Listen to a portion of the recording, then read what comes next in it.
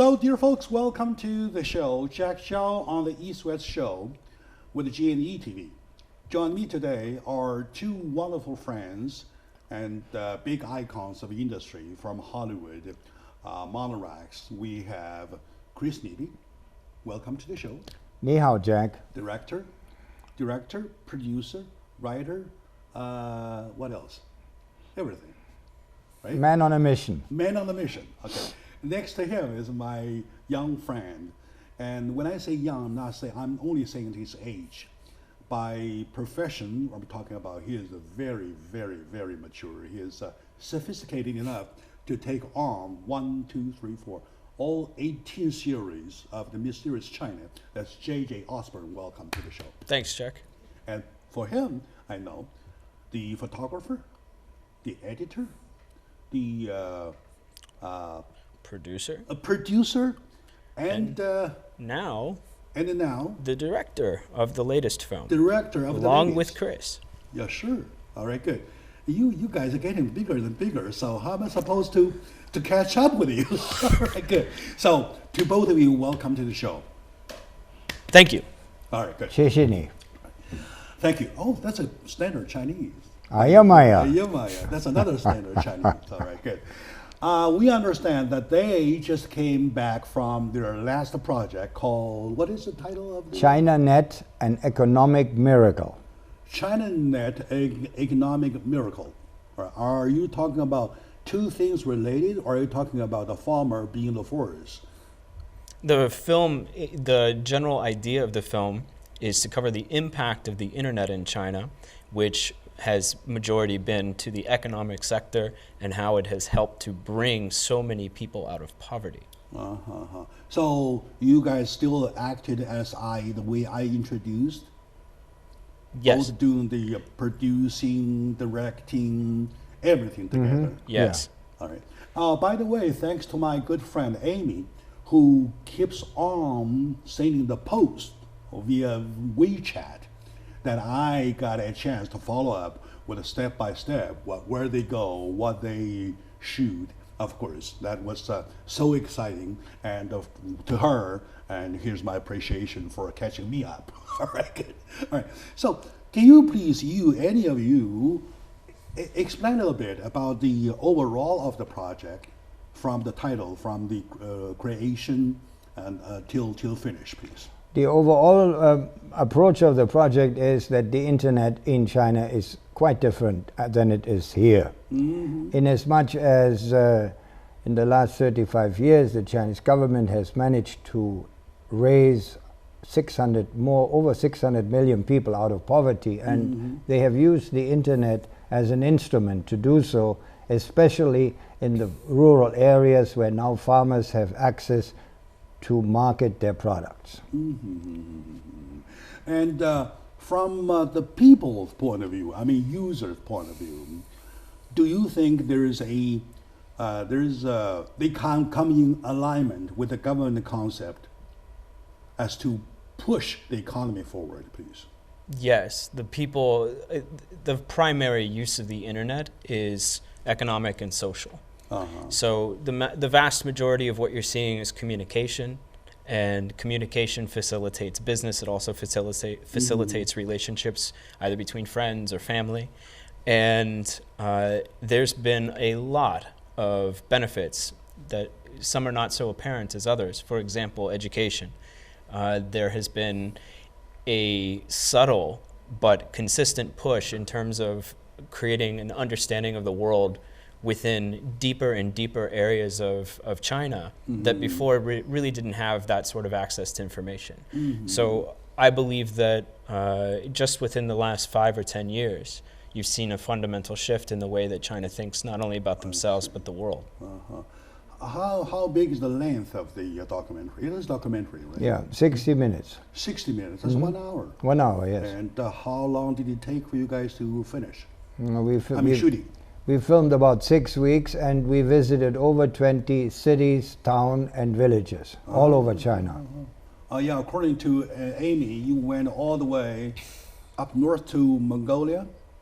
Not quite. Mongolia? Not quite. Where the most north was Shaanxi province. Shanxi. Yeah, where we were in Yan'an, and where we went to the village where Xi Jinping spent 7 years. Liangjiahe, the river of Liangjia. Yeah, Liangjiahe. I see. Yeah. Okay, very good. And to you though, you're talking about the internet, right? You're talking about the positive side, and also there is one side, the negative side. I'm talking about there is a positivity, there is a negativity. For With negativity everything, side, yeah. do you cover that part too? We touch on some things that may be problematic on the internet, for example, security. We talk about there's a social impact to the internet. For example, you notice that despite the fact that people are more connected, in many ways they're actually less connected because of that. So we'll be talking about, let's call it addiction, but the lack of human touch, analog touch between people. So there are some downsides. You know, there's also the wall of international business. They have a problem to operate in China, for example, you know, Facebook, Google, the companies here in the West. And we briefly touch on the fact that they welcome these companies. They welcome these companies under the pretense that when they operate in China, they operate under Chinese law. And the company bylaws don't agree with Chinese law, and that's where the issue arises. But there's a common misconception that China wants them out, and that's not the case. I see, I see. Personally, I have no problem with the cyber walls, because when you're talking about cyber, you're talking about cyber safety, security. By safety, security, you're talking about the purity and impurity. You're talking about the positivity and negativity. And you're talking about the terrorist connections. Right? You're talking about pornographic stuff, right? You're talking about those other things, right? And also, to my point of view, as a writer, I would say there's also the purity of a language needs to be concerned. So do you think there is a concern in that whole area towards the negativity part? Yes, I think the major part is terrorism, and the major part is financial fraud. Because fraud is a very important issue, because innocent people are lured with promises of extreme wealth into situations where they're losing millions of renminbi because they're trusting some promises which do not happen. I see. All right, that's wonderful. And are you doing the post work? Everything here in Hollywood. Editing now? Yes. Editing now. So how soon are we expecting to see that? The finished film should be done, I would assume it'd be out within the next 3 months, the finished film within itself. the next 3 months. Now we were in March. By the summer, the coming summer, it will be available, right? Yes. Are you going to show this or distribute it in China or throughout? No, everywhere. It's part of the Mysterious China series. I see, I see. Was there supposed to be a subtitle the way you designed? Yes, there are subtitles in English and subtitles in Chinese, because some of the interviews are conducted in Chinese, and for the Chinese side, the ones in English are being subtitled with Chinese subtitles. All right. In other words, when they say in English, there is a Chinese subtitle, and vice versa. Yes. Yeah. Ah, good. That feeds all. That feeds all, like the nylon stocking, that one side fits all. Yeah. Right. I hate that example, but nylon exactly that fits all. Oh, my dear audience, today with me are my two wonderful friends who I'm so proud of, Mr. Chris Newby and JJ Osborne. They both are with Monrax Pictures of Hollywood, and they are the ones behind those 18 wonderful masterpieces, Mysterious China. The one that they just finished, now they're doing the post-work, is the one of the cyber versus the Chinese economic boom, right? So let's take a very short moment. When we come back, I have big news for you, that they have just won a big award, one probably the biggest in the industry. And bear with me a little bit. We'll be right back, please.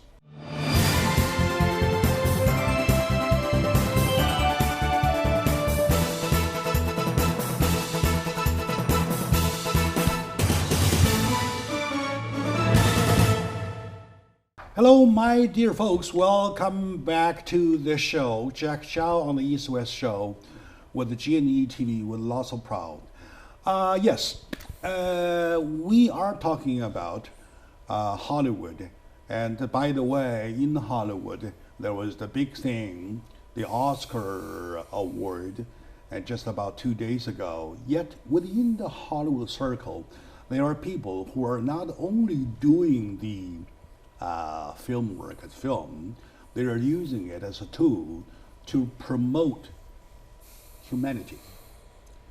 And then by that, I mean to the point that I mentioned at the ending of the last segment that I got a big news to announce. So I would like you, and you, please go ahead and announce the news. Thank you very much. We received the from the Accolade Global Competition the 2015 Humanitarian Award for Unit 731, which was very successfully premiered and got an award for Best Documentary at the Chinese American Film Festival. Also got an award from the Pixel Academy for motion graphics made by JJ. And now we got the Humanitarian Award for this film, and there are more, and the film has more nominations. Interesting enough, the film was very well received in America because it was aired as a special on Veterans Day last year, November 11th. And then the reaction of the public was so positive that they rebroadcast it a week later in most of the stations. All right, I give you a big hand on that. Thank you. And my dear audiences, this is a big news. Humanitarian is a big issue, and yet there is a very little effort going towards that way, especially towards the untold part or less advised or less known part to the public. JJ, you were a big one. You were a big one, big role as the co-producer of that film, and you did all the graphic work, right? Correct. And so, let me ask you something. What was the motivation that pushed you into that project, please? Well, the motivation is that the subject was selected as one of the avenues that many people don't know about, but heavily influenced the course of history in recent modern Chinese history. World War II was a pretty traumatic event for the entire planet, and China, I think, felt it a lot more than the West realizes, and still does to this day.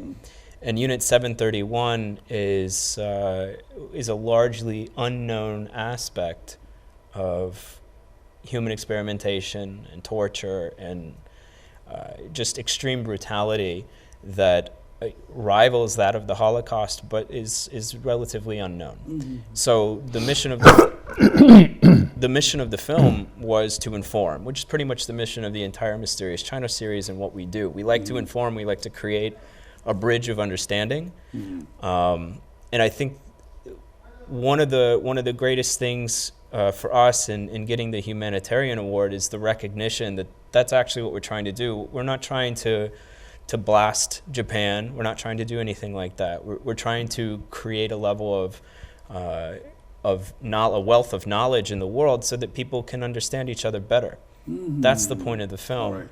Right. The film was also had a very interesting part and mostly unknown in the West is there was a collusion between Japan, Nazi Germany, and fascist Italy to basically conquer the world in World War II and share the spoils. That was the aim. Fortunately, that didn't happen. That was not exposed, was not known to the public until this moment. No, it was known by historians, but it's not a general knowledge. General public. No, yeah. Well, I have two questions, right? Question number one, now that you mentioned about China, was that a China-funded project? Question number one. Question number two, you mentioned about scheme that the three Nazis want to share the world as the scheme for the behind the World War II, right? So, and what were the facts that you exposed? And I'm asking you the question number one, please. I'm asking two questions at the same time. Reverse that. The government. Okay, reverse that. We funded the film ourselves because, as we do with all let's call quote-unquote political films, where we have controversial issues, we fund them ourselves. We did this with Tibet the Truth, and we did it with Dayo Islands the Truth, because we don't want to be accused of being propagandists for any particular country or message. I see. In other words, the project, the film, Unit 731, was totally self-funded. Right. By monarchs. Right. With you and JJ. Right. With no Chinese government involvement. Right. That's a sound declaration. Right. Yes. Right? Yes. Very good. We confirm that to lots of my audiences when you see, because the reason I'm asking was that for quite often I heard people say, yeah, they must have the funding from the Chinese government, which now they clarify, no, never the truth. The truth was that you as monarchs, you funded yourself for the project.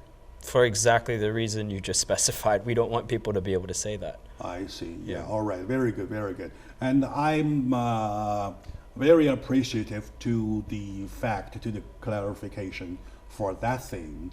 I know that even worth more that way, because at that time you were in the dark about how you can balance yourself. Am I right? You might end up losing all the money.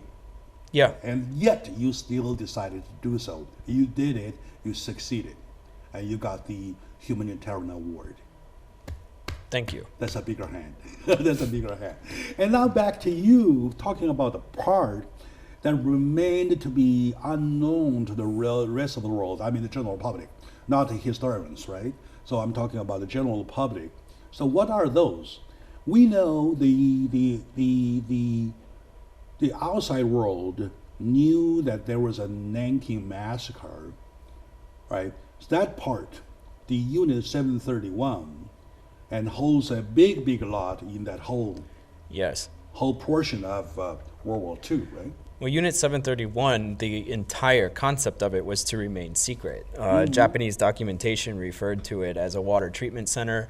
They referred to human subjects as logs because they had a lot of, at the time, whenever you were transporting humans, they would say logs. So it seemed as if they were just transporting wood. It's really it would be as if concentration camps from Nazi Germany had not really been discovered and revealed to the world. Is sort of a similar situation like that. If that had been the case with the Holocaust, this is sort of the case with 731 to a smaller degree. However, the experimentation that went on there was right up the same alley. So what we've revealed to the general public is the fact that China was also a victim of this sort of disregard for the value of human life for the Chinese in particular. Russians were also there, and interestingly enough, the United States didn't prosecute any of the people who operated Unit 731 in exchange for the data that they had collected.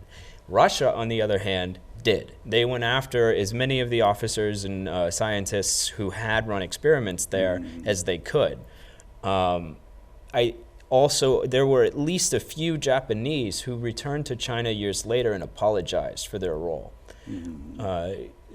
In that sense, I think it shows the moral weight that their time there had carried. All right. There's another interesting aspect that you see in 1931, Japan finally succeeded to occupy Manchuria. They had been wanting to have this fertile land in the northeast of China called Dongbei for centuries.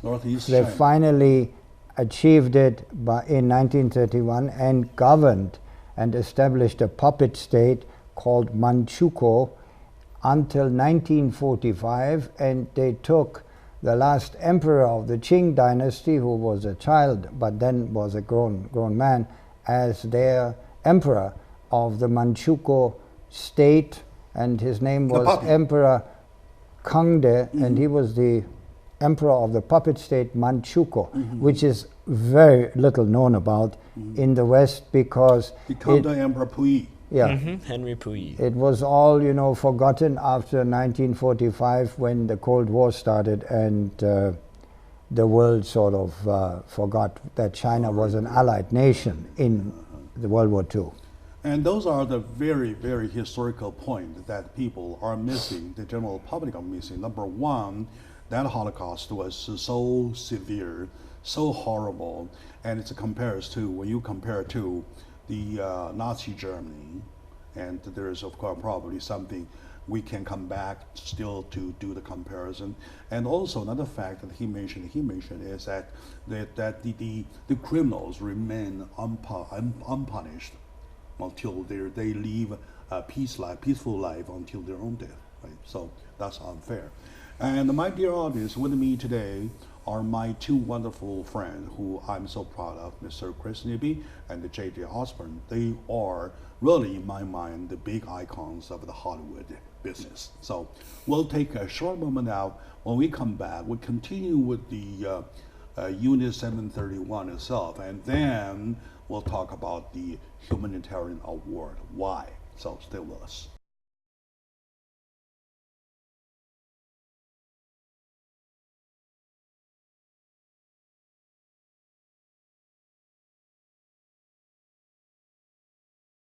Hello, dear audiences, my dear friends, fellow Americans. Welcome back to the show. I'm so proud to be the host here, and I really take this as an opportunity of learning, and especially an opportunity of knowing people. For example, today my two best friends, Mr. Chris Nibby and J.J. Osborne, they are the ones who brings us back into class to be taught with some histories.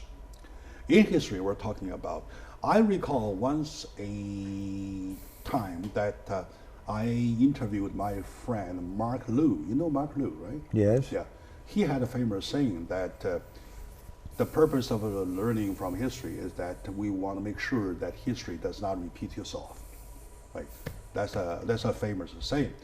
For history to be repeating itself, we really want to know what exactly happened to history, to people, to humankind in history. But what happened? We need somebody to tell. Who does the storytelling? Who do the work?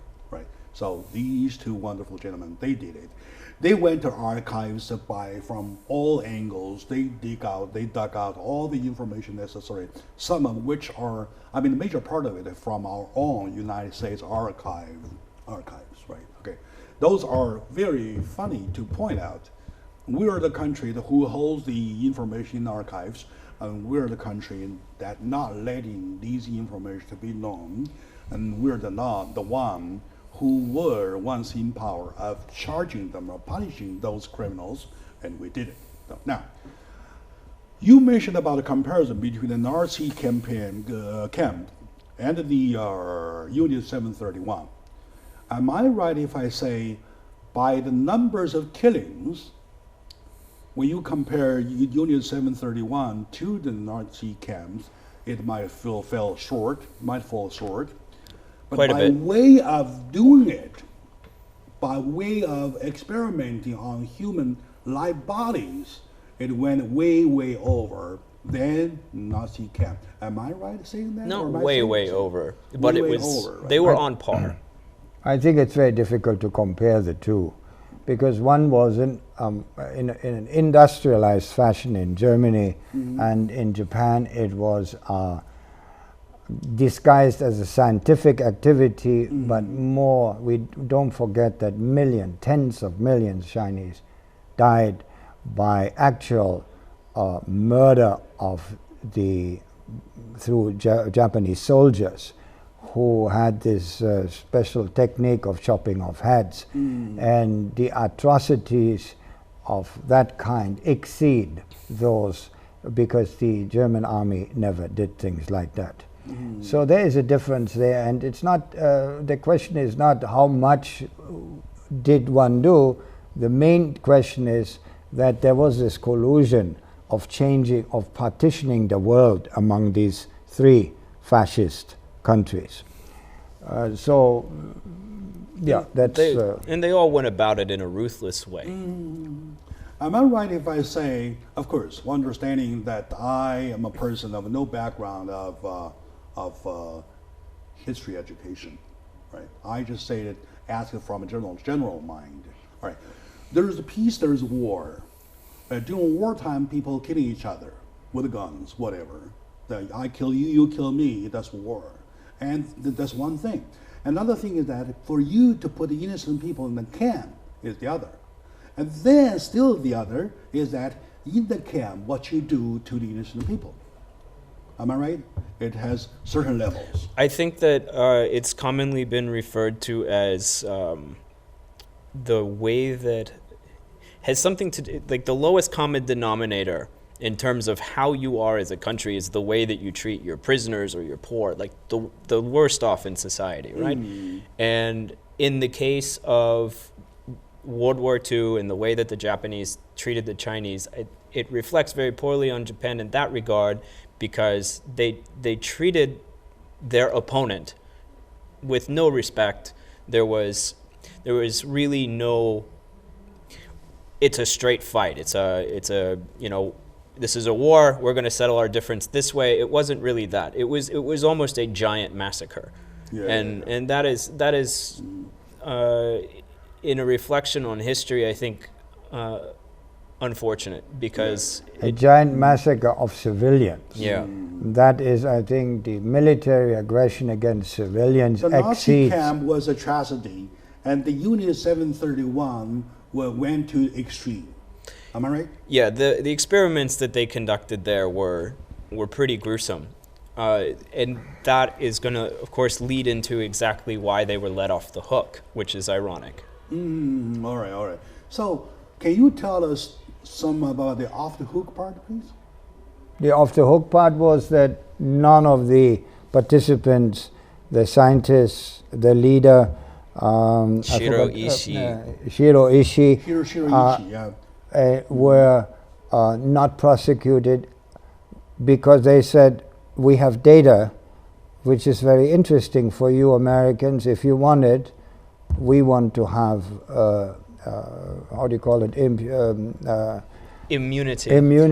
And they got, in exchange for the huge amount of data they had collected, they received immunity against prosecution. Got the data. Yeah. Well, and the criminals got immune. Well, right. General MacArthur had negotiated this with Shiro Ishii, and Shiro Ishii was very slow to let the data flow.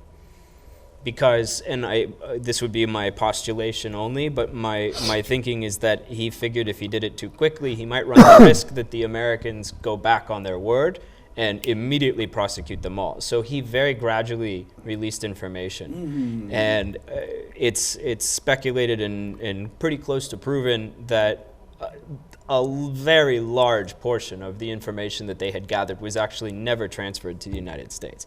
So the information that came here was obviously enough to keep them safe, but it still was not everything. That was not all, right? Okay. Correct. Now, so now it leads automatically to the point of why you won the Humanitarian Award.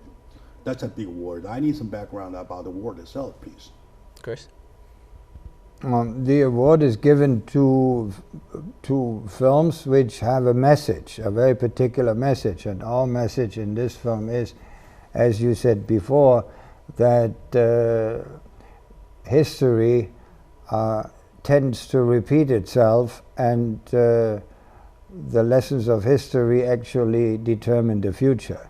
Most people don't realize that, but you see, if you think the atrocities then are not so different from the atrocities today in Syria and in the Middle East, it seems to continue, and mankind doesn't seem to have learned much from previous events. Right. And it repeats itself because obviously we are very closely related to animals, and therefore I think we got the award because we very clearly made a statement that we dug up this information which had been lost in history.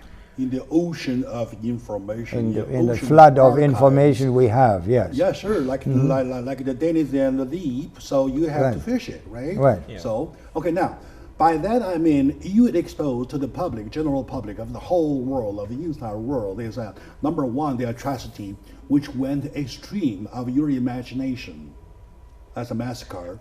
We had trouble to figure out how much of it we should actually show. Yeah, exactly. For the sake of the audience. Parts of it were extremely graphic. We wanted to get the message across. It is of course offensive to many people who watch it in the sense that, oh my God, it's hard to see it, and that's actually kind of the point. It should be hard to see. As humans, it's difficult to raise yourself to the level where you understand that seeing pain can maybe help you avoid it. And excuse me for that, I have to do a little insertion to my audience. My dear audience, I'm so proud, so honored to be invited to their small-scale premiere, called that way, because I was the only one, right? And with champagne, of course, a very chilled, icy champagne, watching that film as their premiere in their own facility. And to tell you the truth, from A to Z, from the beginning, about 5 minutes after starting the film, till the very end, I was there sitting like a sloth, all right, with tears in my eyes. And I really saw, or even though, according to JJ, they selectively picked up something that they thought could be showable. They showed. Even that to me was so shocking that I never thought I was going to see that kind of human slaughtering. Not only slaughtering, torturing things like you're talking blood and flesh, that stuff. And for that part, I understand that they did a greater contribution than any, that they brought that into the public. Am I right? And my second question is that probably I should ask my second question when we come back. Shall we, please?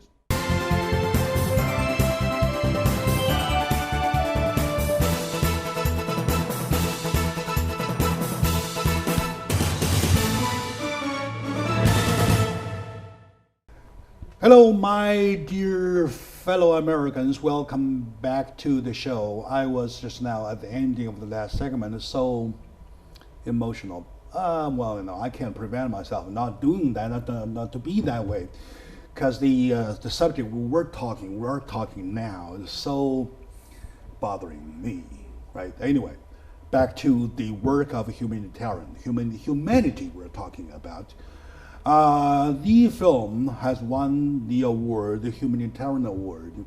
To the award itself, I mean the standard, the elevation of the award, I really give both hands a big way. I invite my audience to do that too. We know everything is good, and for their wonderful masterpiece, Unit 731 that we're talking about, which won the Best Documentary Award of the past Chinese American Film Festival, and this year you're submitting it. Submitting again, you're brand new. For this one, in between, we're sharing the success of their recently announced award, of the Humanitarian Award, right?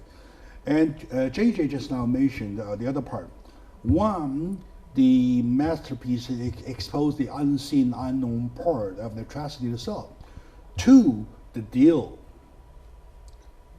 which is so shameful to mention, yet we have to mention, right?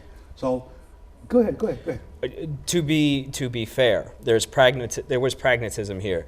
In the United States, in the Western world, in the world in general, the civilized world, this type of practice was unheard of, and you'd never do it. You would never experiment on people this way. However, looking at it objectively, there is a benefit from this information. It could be used to help people. Despite the fact that to get that information, you hurt people. So the scientists at the Department of Defense and in the State Department in the United States, their argument was, look, this information we will never get. We'll never be able to get that here because we don't treat people this way. it probably is a good idea to make sure that that information is something that we actually have access to, if for no other reason than if there is a weapon in there, if there is information in there that can be used and turned into a weapon, we would like to know what that is so we know what we're up against in the future. And that was part of that was part of the calculus for why the motion to push ahead with the negotiation. With the negotiation for immunity. Yeah. That was a large reason why, was we want to know what they know. And, you know, so it's pretty easy to look at the Americans and just say, you copped out for information, but there was a valid assessment. All right. And you take the same? Yes. Or similar? Yeah, I think that was the basic reason for why they did it, yeah. I see. Well, of course, so to take it back though, take one step back, just one step back is that, so if that information were promoted by the government, by the U.S. government, for the purpose of getting the information, in other words, if they fund the program, they fund the project to go ahead, that's a crime, right? Once they, in this case, in the film, once the animals did that, we want to know what they know. Am I right? Mm-hmm. Mm-hmm. Okay, all right. That's another point. Okay, now, we have a little time on this one, and I really give big applause for the winning of the Humanitarian Award, International Humanitarian Award. That's a big subject, and I believe that you guys earned it. You deserve it. Thanks, Jack. Thank you very much. Thank you. And once again, congratulations. Thank you. Shall I move to another? Yeah. Totally different. By all means. Okay, now you were talking about the cyber safety. Well, we were talking about cyber safety in the very beginning, though. I have a little moment left. Shall I ask you something about the recent issue of the court order to Apple to release or create a backdoor access, and the Apple refused? You have a take on that one, please? I think actually that Apple should release the information how to open this particular phone, which is related to terrorist activities in San Bernardino.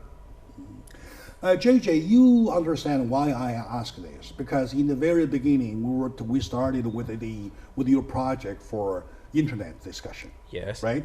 And then now that we have a few minutes left, I really want to make good use of it. So asking you your opinion about the issue, the argument so far. I absolutely disagree with that sentiment. Apple should not be forced to create a backdoor entry to its own product. You absolutely disagree with the court order. Am I right? Yes, the court order. That's an overreach. There are two court orders. The previous court order was to press upon Apple to go ahead to open the access to the back door.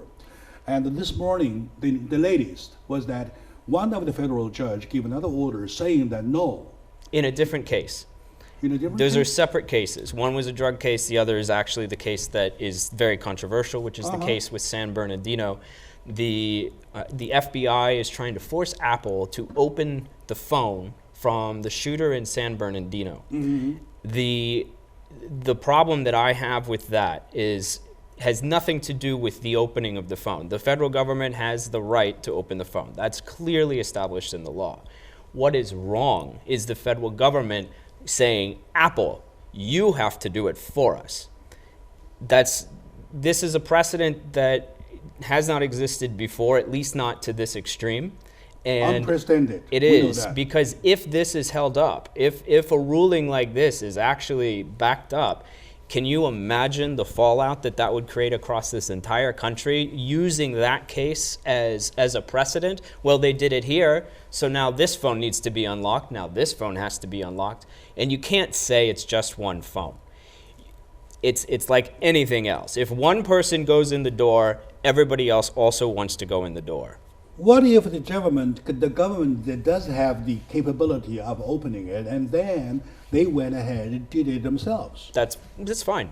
no problem. But you can't force a private company to essentially create a product for it's forcing a company practically at legal gunpoint to do something they don't want to do. Chris, there are basically three issues, three takes, right? Take number one, say Google never has to do it. Okay, Google and the issue number two, the government never has to order it. Take number three is that the government can do it provided they can do it themselves, technically, right? So where do you stand among the three, please?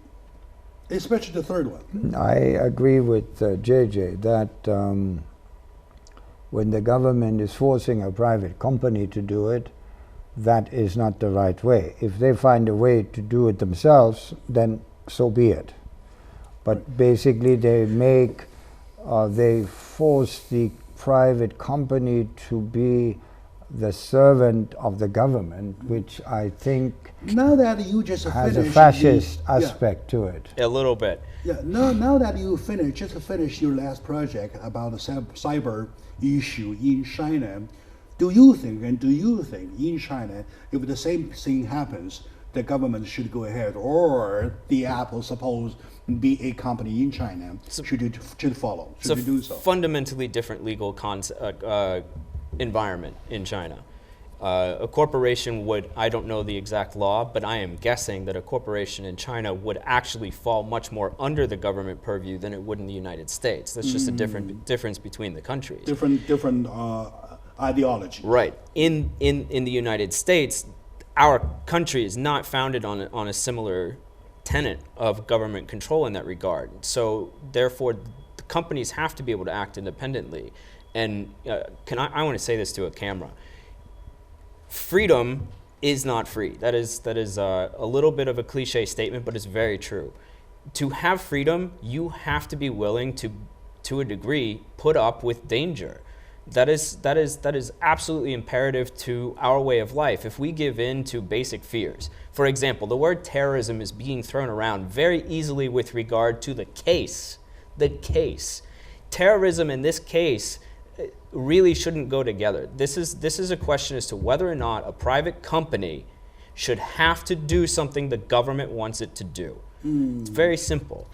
You can't use the word terrorism and just scare people into agreeing. So if you like the fact that your front door is locked and the government can't just waltz into your home, then I think you really need to stand on the side of Apple and allow them to express their freedom as a company when they have responsibly helped the government in many other instances. Yeah. Okay, good. I like that statement. And to you, Chris, if this happens before the shooting, say, hey, we predict that couple will go ahead because they're creating a shooting incident in San Bernardino so that we need access to the back door of the phone, right? Or, and the other, the situation we're facing now, which is the aftermath, the incident, the investigation after the incident. So do you think if that happens prior, we should let Apple do so? If what happens prior? You see my point? No, I don't. Okay, sorry. Let me redo the timing. If this happens prior to the incident, the information has it that they will do it. They will do the attack. So who finds the information, though? For the purpose of stopping them doing it, so does the government have the right to have the court to order Apple to go do so? If they were stopped before the incident, would the court still have the right to order Apple? Yeah. Doesn't make a difference. Before or after the fact doesn't make a difference because the case the case itself is essentially, does Apple have to create a new piece of software for the government? Okay. No. In other words, what you're saying is that under Constitution there is no way of compromise in this way.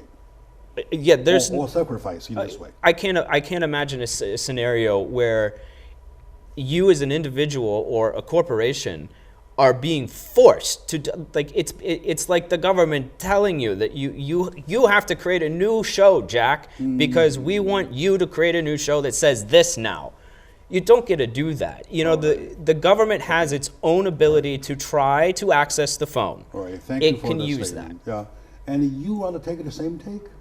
I must say that JJ's elaborate explanations have now changed my mind, and I agree with JJ, based on the fact that this country is governed by the Constitution, and therefore I think that ends everything. So now you change your mind from the very beginning. No, I change it right now because I see that he is on the right track here. Oh, very good. All right, we're running over time, my dear audience. I really wish we can go on. With me today are wonderful people. They are the icons of Hollywood, Mr. Chris Libby and Mr. J.J. Osmond. They are producers, directors, and everything of those 18 series for Mr. China. And the last one they finished, the previous one they finished was the for cyber, for the internet versus the economic growth in China. And also dragging from that point on, we included in 2 subjects. Number 1, their victory of winning the Humanitarian Award. Number 2, their special take for the Apple versus government issue. So thank you for watching, my dear audience. Thank you and thank you. Thank you, Jack. 谢谢你，非常感谢。Thank you.